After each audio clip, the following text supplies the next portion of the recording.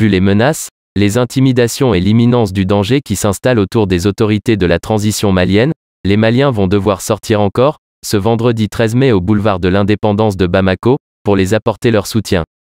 L'appel a été lancé par le mouvement Yerewolo debout sur les remparts, en présence du franco-béninois, Kémi Séba qui a bien voulu saisir l'occasion pour, encore une fois, tenser la fausseté de la politique française au Mali.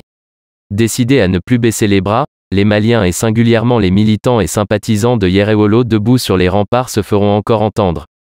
Tout comme le passé, ils comptent faire de cette mobilisation une démonstration de force.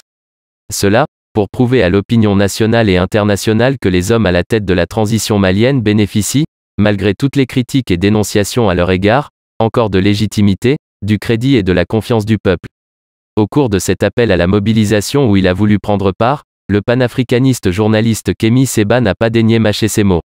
Les mots du franco-béninois font penser que les militaires au pouvoir continuent de faire face à une impressionnante pression.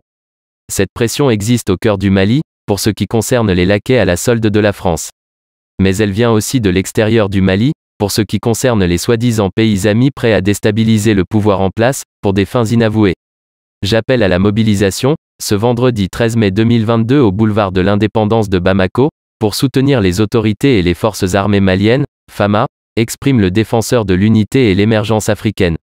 À visage découvert, il dit donner un rendez-vous aux Maliens à partir de 14 h au boulevard de Bamako pour, le précisait-il, soutenir l'armée qui mène un combat et une lutte héroïque contre les armées déstabilisatrices. Entouré de ses camarades de Yerewolo debout sur les remparts, un mouvement anti-politique français au Mali, le jeune influent rapporte que les FAMA sont en train de se battre contre toutes ces forces qui n'ont autre projet que la destruction du Mali et de l'Afrique tout entière.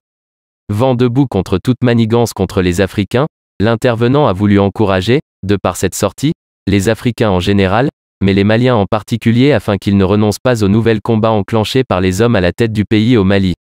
Un combat qui, peut-on comprendre à travers son intervention, consiste à libérer le Mali, de l'impérialisme et du joug français. D'où cette expression, à l'heure actuelle, les autorités et l'armée malienne subissent une campagne de diabolisation et une campagne de déstabilisation venant de l'oligarchie de l'Occident. Elle, oligarchie occidentale, ne supporte pas de voir des militaires et des guerriers qui n'acceptent d'ordre de personne d'autre que du peuple malien. Les militaires maliens meurent et ne se battent que pour le peuple.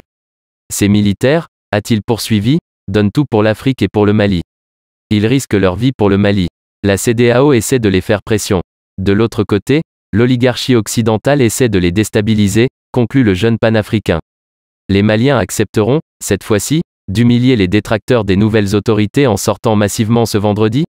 En tout état de cause, l'engagement et la détermination des citoyens lambda seront connus via cette gigantesque mobilisation de soutien au colonel Assimi Goïta, président de la transition, et au docteur Choguel Kokala Mega, son premier ministre.